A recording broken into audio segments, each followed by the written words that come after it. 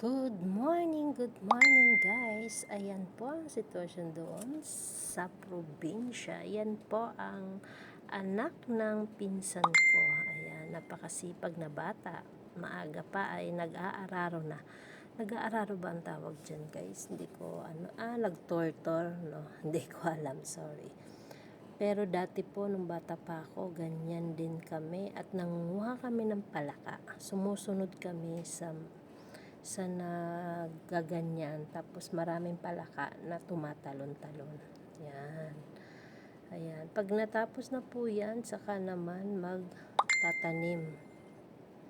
magtatanim na binhi muna. Magtatanim ng binhi. Pag tumubo na yung binhi, saka na po dyan itatanim.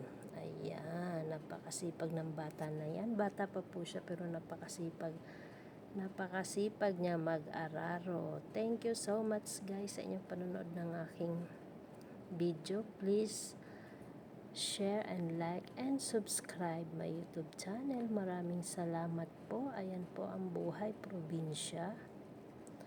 Ayan. Dati kinakagat pa ako ng linta pag pumupunta ako dyan nung ako'y bata pa. Yan. Pero ang sarap balikan ng ating kabataan na nandyan. Yung ganyan. Simpleng buhay lang. Pero masarap. Walang kapantay. Ayan, no. Simple lang po ang buhay sa probinsya. Ganyan lang mag-araro. Pag natapos na yan, kakain ka ng kanin, ulam, may tinapay. Napakasaya na. Simpleng-simple lang po talaga ang buhay dyan. Thank you so much guys. Ingat po ang lahat. Maraming salamat sa inyong panonood.